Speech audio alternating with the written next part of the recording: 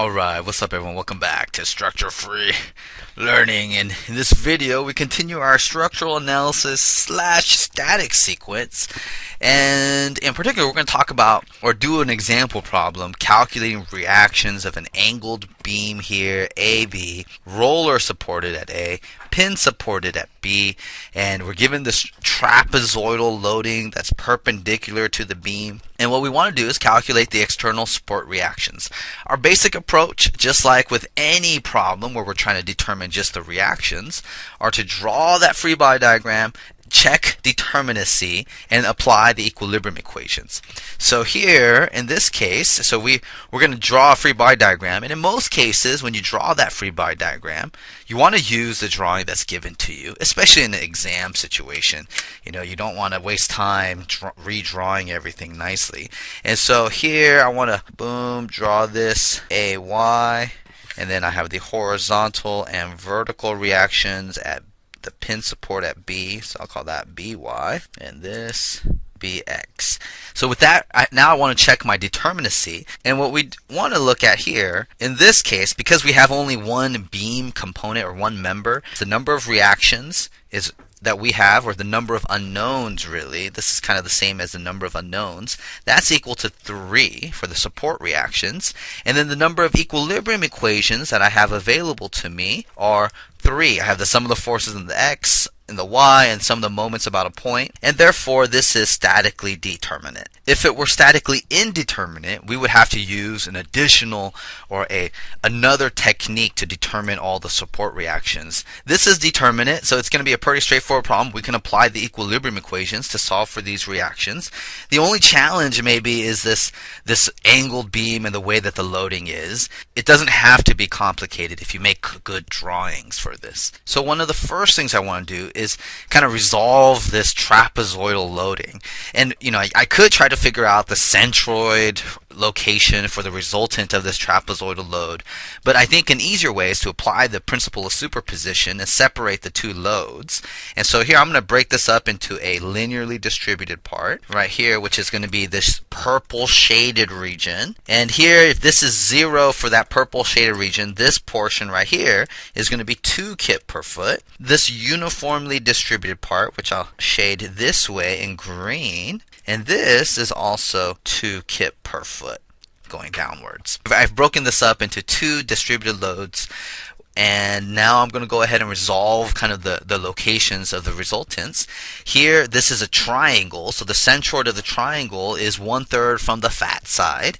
And so right about here, I'm going to have the resultant of the linearly distributed load, which is the area of a triangle, and that is simply 1/2 the base, which I'll call 10 feet, times the height, which is 2 kip per foot, and that tells me this is going to be 10 kips. The location of this resultant is, again, 1/3 from the fat side. The green, or the uniformly distributed loading, is at the midspan of the beam. It's right in the middle, so this is that location right here. And the intensity, or the magnitude of this distributed load, is the area here, which is 2 kip per foot times 10 feet, which makes that 20 kips.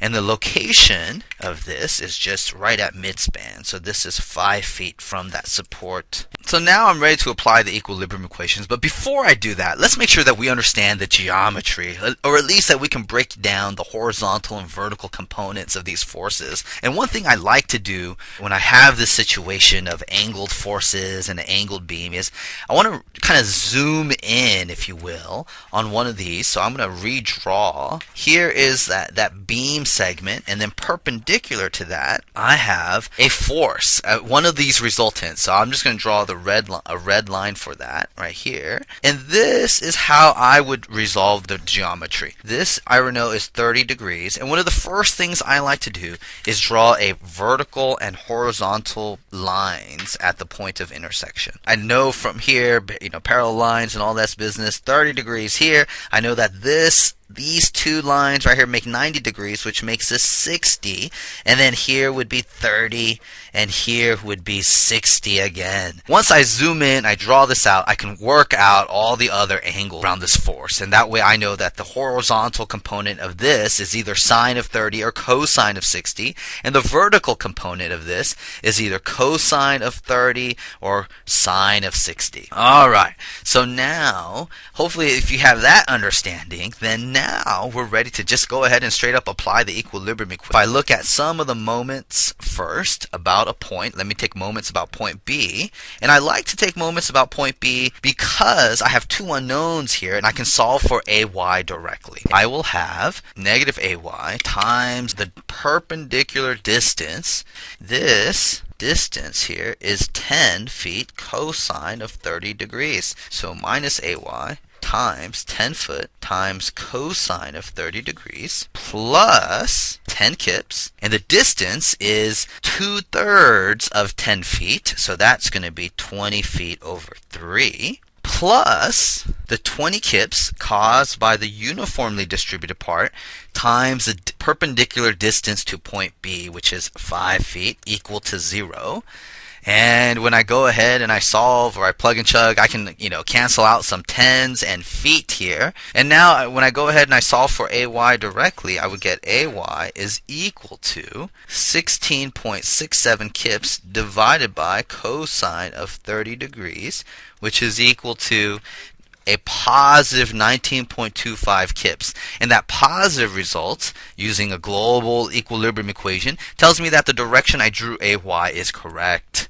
So this AY is 19.25 kips pointing upwards. Now I can apply some of the forces in the horizontal. I'm going to be able to solve for BX directly, and that's going to be BX plus the horizontal component of this 10 kips. So that's going to be plus 10 kips times the cosine of 60 degrees plus 20 kips times the cosine of 60 degrees equal to 0. This will just tell me that BX is equal to negative 15 kips. This negative 15 just indicates that, this BX is in the opposite sense. Not necessarily incorrect, but opposite sense. So this is the same as 15 kips to the left. And last but not least, some of the forces in the vertical. And here I would say that AY plus BY minus 10 kips sine of 60 minus 20 kips sine of 60 is equal to 0. And again, I would substitute for AY here. AY is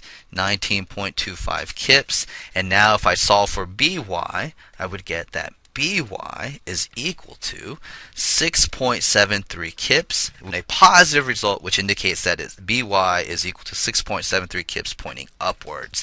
And these are my reactions. Alright, hopefully that was simple and relatively straightforward. If you have any questions, let me know, and take it easy. See